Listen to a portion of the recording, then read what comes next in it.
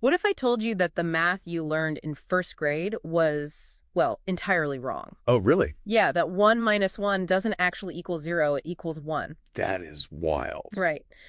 Welcome to this custom deep dive designed specifically for you. Today, our mission is exploring a concept called Monocontiergy. Yeah, it's a big topic. It really is. It comes from a book by Dr. Pramod Ambadasrao Pawar called The Pramod Effect, and the massive claim here is that this framework unifies all of existence, science, and philosophy into a single, infinite flow of what the author calls monoenergy. Okay, let's unpack this. So to really grasp monoenergy, we have to let go of the idea of opposites entirely. Like all opposites. Exactly. The foundation of the Pramod effect is that the dualities we see everywhere, light and dark, presence and absence, good and evil, they're complete illusions. Wow, okay. The book uses a pendulum clock to illustrate this. We tend to focus entirely on the swings to the far left or, the far right. Right, the extremes. Yeah, the extremes. But those rises and falls are just temporary oscillations. The actual truth of the pendulum is the center pivot point. Oh, I see. Yeah, it's that still unifying monoenergy that actually holds the entire system together. That makes me think of a breathing lung. Oh, how so? Well, inhaling and exhaling look like completely opposite actions, right? Like expanding and contracting. Yeah, totally. But they aren't enemies fighting each other for dominance. They're just the continuous unified rhythm of a single living organism. I like that. And what's fascinating here is how the source applies that exact logic across every scale of reality. Wait, really? Every scale? Yeah, monocontiergy isn't just a metaphor.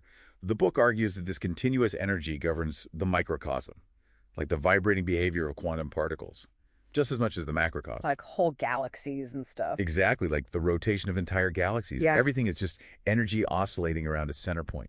Okay, so if everything in the physical universe is just conserved energy swinging back and forth, how does that apply to abstract concepts? Like math, for instance. Right. The math part is definitely a trip. Yeah, because the book introduces this formula where 1 minus 1 equals 0, which equals 1. It argues that numbers are energetic vibrations, not just static digits. Yeah, it's a very different way of looking at it. But wait, I'm losing the thread here. I mean, if I have 1 apple and I eat it, I have 0 apples. I definitely don't have 1 apple.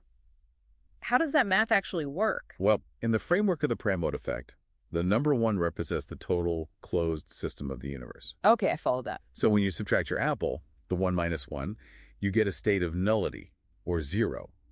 But that 0 isn't a true void. Because the apple didn't just vanish. Right. It didn't cease to exist in the universe. It just changed state through digestion. Oh, wow. Yeah, that 0 resolves right back into the universal whole, which is the final one. Yeah. It means loss is never a true absence. That's incredibly profound. It is. It's just a transformation of energy, and the energy itself remains unbroken. So even a perceived absence is just a different state of presence.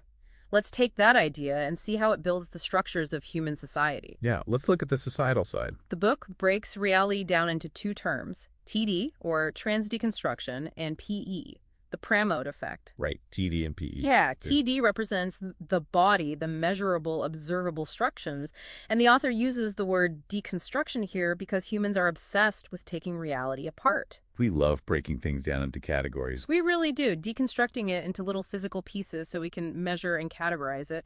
But PE is the soul, the animating monoenergy flowing through those pieces. Think of TD as like the hardware of a computer. Okay, like the monitor and keyboard. Exactly, the measurable physical parts you can actually touch. PE is the electricity running through it, animating the whole system. You just can't have a functioning reality without both. Here's where it gets really interesting. The author claims this framework surpasses some of the heaviest modern theories in sociology and philosophy. It's a huge claim. It really is.